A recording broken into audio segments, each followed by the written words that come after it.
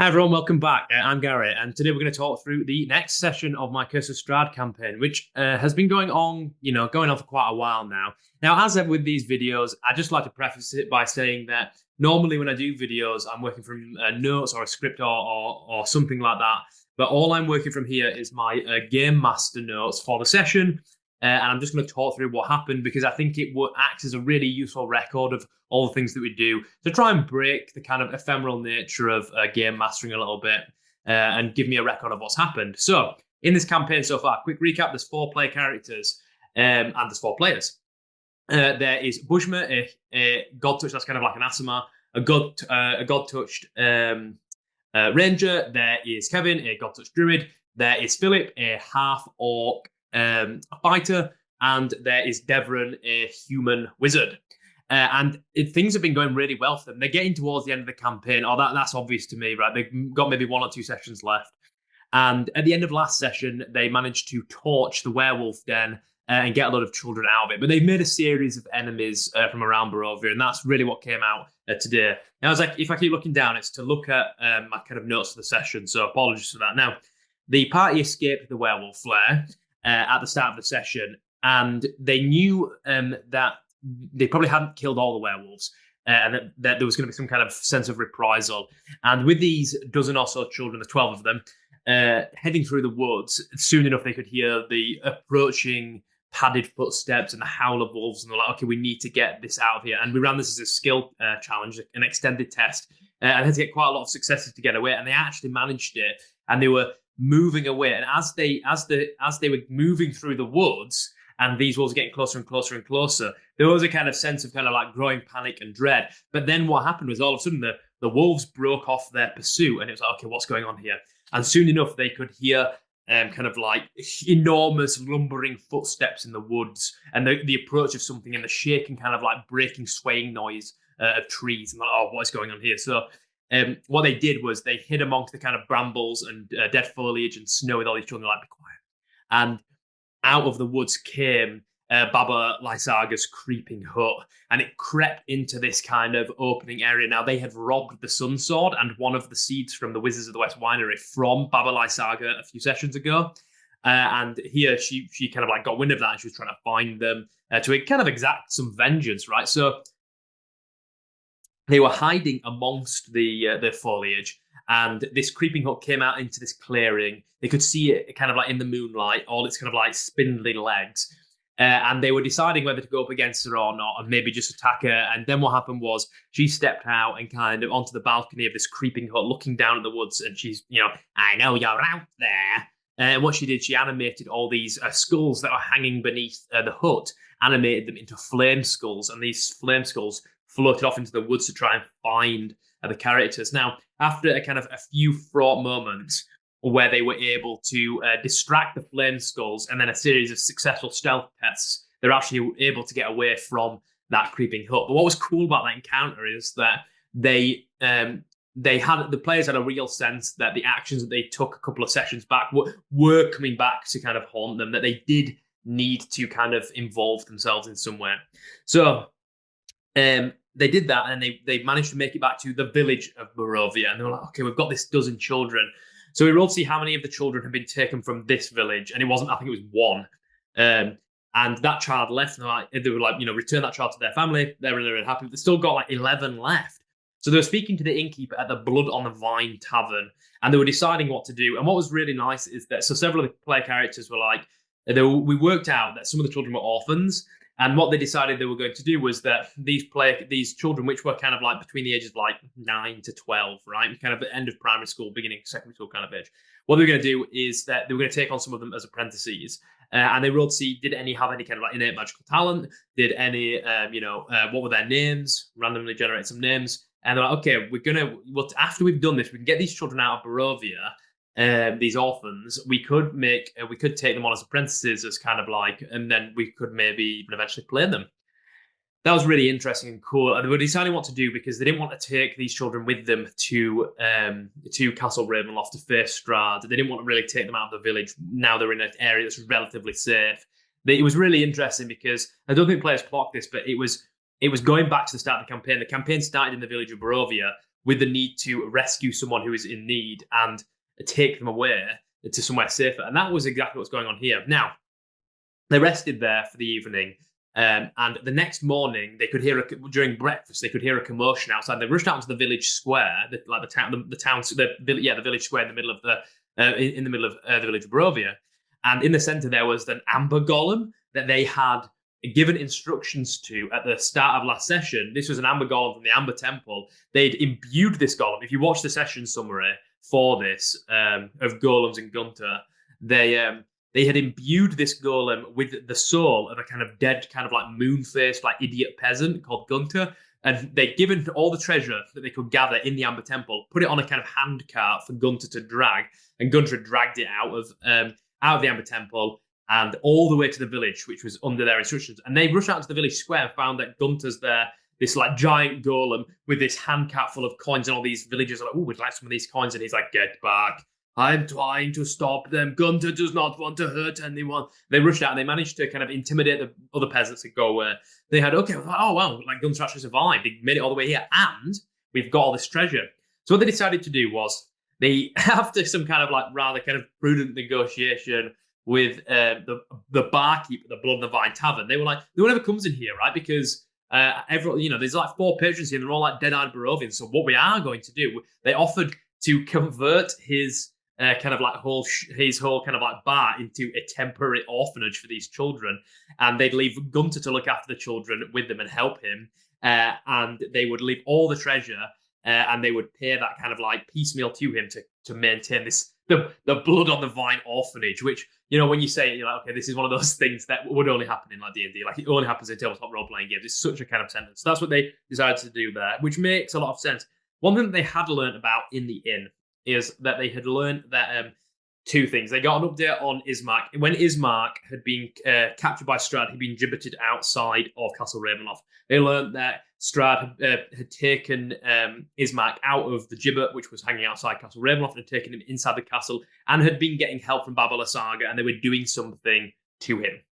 So they thought, oh god, this is not good. We should have really kind of like dealt with this before. That's important because you want to keep time pressure on the players a little bit and remind them that this is one of the qualities of this format of tabletop role-playing games. It's not a video game where everything's just going to stand still basically until you go and interact with the next bit. It's just that the world just keeps moving forward. I think that's important. So that's what Strahd decided to do. The other thing they learned is that there's a kind of crazy... They'd actually heard this before, but it reminded them that there is a kind of crazy hermit, a mad hermit, who kind of hangs around the lower foothills on the northern side of Lake Zarovich. So, okay, we'll go and deal with that. We're going to have to deal with Baba Lysaga. And my party are very goal-orientated, and they're like, okay, we're relatively close to leveling up, and it's quite a big one. So we want to go and see if we can get some more allies, get some more items, and hopefully level up before we have to go and deal with Baba Lysaga, because we are going to deal with her before we go to Castle Ravenloft. But everything is kind of reaching a confluence now, and we have to kind of start making decisions. So they went to Lake Zvalich, and they managed to find a boat and sail. What they noticed was that Bujma, who has a helmet of water breathing, she put that on and she's holding off the side of the boat and looking underneath. It's freezing water, and she sees these kind of like humanoid, kind of like merfolk creatures, these monstrous creatures, guiding and shepherding fish towards the bottom of the lake. So as they sailed across the lake, they come across these 2 guys, and they're dealing with this struggling kind of like sackcloth bag, and they're like, oh right, they're gonna like throw someone overboard here, and they engage these 2 men in conversation. Like these boats like pull up like 20 feet away from each other, and they're shouting like at each other.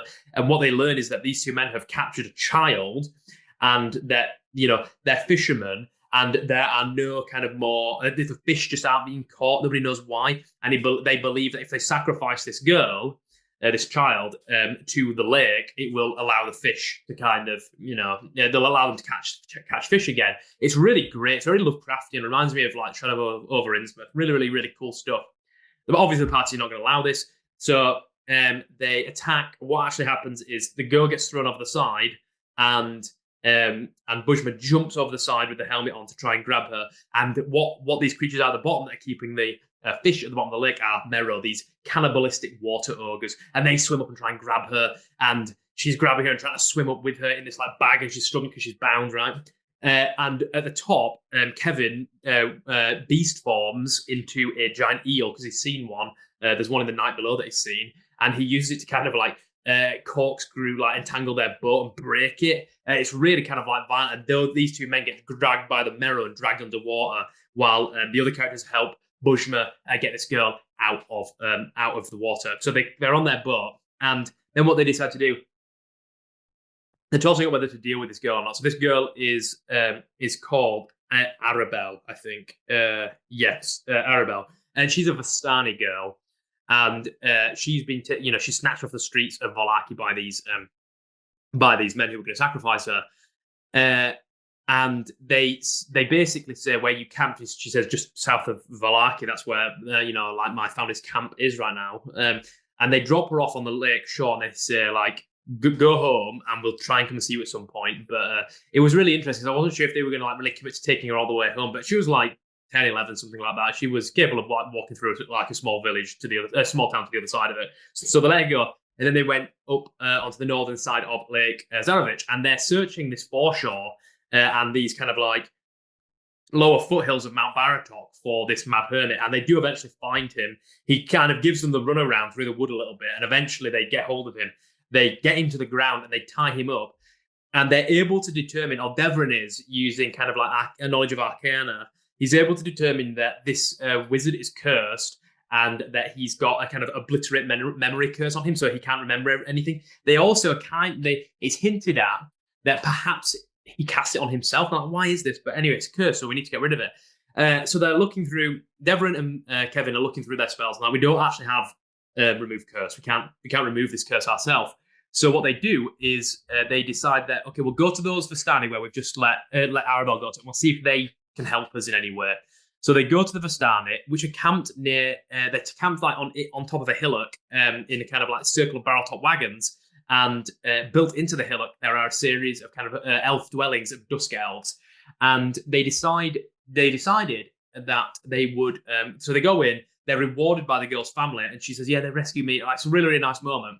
And then they ask, can you help us or with any of this? And they say, no, but we can introduce you to the Dusk Elves that live in this hill, and they might be able to. So they're introduced to these Dusk Elves, three of which are these kind of matrons. No, two of which, these matrons of kind of like arcane law, and they're kind of like elders in the camp. And they say, yeah, we can remove this curse for you, but the land will not allow this. It's very difficult. So what they do is they do remove curse, and it was really cool. I really enjoyed this encounter. They have this mad wizard kind of laid on this table. They actually tie him down, and they're going to remove curse, and they've covered him in kind of arcane sigils. It reminds me, what I was thinking of at the time was the resurrection scene in the 1982 Arnie flick, Conan the Barbarian, where Conan's killed and then he's brought back to life, but the resurrection is kind of like really involved, and what happens is all these dark spirits kind of come for his corpse. It's really, really, really good. If you've never watched it, you should definitely watch it. So they've got him in this kind of like dusk elf dwelling.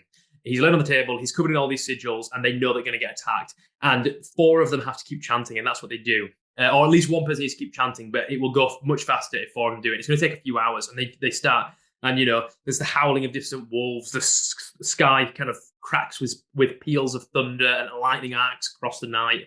And then soon enough, walking corpses start coming out of the nearby woodland, accompanied by ethereal undead. And it's just amazing. This moment reminded me of, the original, Night of the Living Dead. And they're coming towards this dwelling, and Kevin is able to cast Wall of Fire, and these zombies just like throwing themselves into this wall of fire, like being incinerated.